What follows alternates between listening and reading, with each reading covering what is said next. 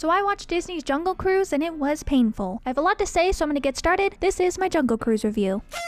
I was shocked to hear people compliment this movie, although simply saying that a movie didn't bore you to tears is hardly a compliment, and that was the majority of the positivity that I heard. People have just unknowingly lowered their standards for Disney movies because Disney doesn't care and they don't want you to either. They just need enough Disney shows to mindlessly consume their content and they'll keep putting out whatever. Just because people say this movie isn't supposed to be taken seriously does not mean it's exempt from criticism. Now I understand that people enjoy movies like this simply because they're just looking for some action and a solid couple hours of entertainment, but again, not only should you not drop your standards in this way, there are plenty of other movies filled with great action and adventure that are so much better than this. I constantly got the feeling that this was trying so hard to be today's Pirates of the Caribbean, but no one liked when the plots of those films got needlessly complicated, and no one should like it here. We just want to see Jack find some treasure, we just want to see The Rock on a jungle cruise. Is that too much to ask? I didn't have high standards for this movie, obviously. I don't know what about the Jungle Cruise attraction screams cinematic masterpiece, although there weren't any real connections besides some reused gags from the ride that were horribly forced. The Rock is charismatic enough for the jokes to land well, but I don't think they should have connected the ride to this at all. If Disney wanted to make an adventure movie starring The Rock, they should have just done that. They don't need to remake, recast, or tie any of their properties to the movies just to say that they did. Seriously, it's exhausting that nowadays any work of theirs can't stand on its own. It has to be based off something because marketing. But okay, I forgive the first maybe third of the movie for just being a totally mindless adventure. However, I couldn't forgive the other 2/3 because they throw in so many twists and needlessly complicated plot points. In a movie called Jungle Cruise, starring The Rock, I legit forgot what I was watching. The decisions they made got so embarrassing. It felt like they were just continually trying to outdo each wacky reveal. And I'm sorry I'm not referring to the characters' names. I mean, I already forgot all of them, but I personally could not separate The Rock from any of his characters. He's always just playing himself. This is him as a tooth fairy, a quarterback, and his animated persona. Props to you if you can see him as someone else, but I can't ignore his presence because he stands out. So when they try to convince me that he's like a 1,000-year-old Spanish conquistador, I don't believe it. They are so genuine when they introduce this fact in the movie, but it does not fit his character at all. It comes totally out of nowhere. And before I get into some more stupid story stuff, let me touch on some other elements. The CGI is straight garbage. Like, clearly they used up all their budget hiring The Rock, but then don't have a jaguar following you around everywhere. This is an embarrassment. Oh my gosh, is the soundtrack ever distracting. There's a scene where dozens of people are being murdered, which is supposed to take place hundreds of years ago, and Metallica is blasting in my ear. I was laughing my head off at the absurdity. New Disney movies have a serious disconnect with their soundtracks, and there wasn't any way to ignore it here. I'm sure they love how their newer films sell a ton of records since they just fill them with a bunch of pop songs, but older Disney films had brilliant award-winning music which made them tons of money too, and it actually tied into the film. It's a joke in the Muppets movie to travel by map, but they use that transition with absolute sincerity here. Wouldn't it have been wise to fill the movie with more of these traveling adventures instead of complicated plot devices? They literally fast forward through half of their journey, and in case anyone didn't know, every Disney film for quite possibly the rest of time will start with narration because gosh forbid anyone that works in this ginormous company figure out an interesting way to start off their movies. It's not like they used to do that or anything. Not like they used to make intros that became as iconic as the films themselves. Alright, I'm mad, so let's get back to story problems, of which this movie has many. Starting with all of the unnecessary side characters that do nothing good at all. Lily's brother is only there so the main characters can throw their inner monologues at him. No way is Disney going to try and have them get across their thoughts through their actions. Showing not telling is too much work. He is really just as useless as Jasmine's best friend in the live-action Aladdin. Anyone remember her name?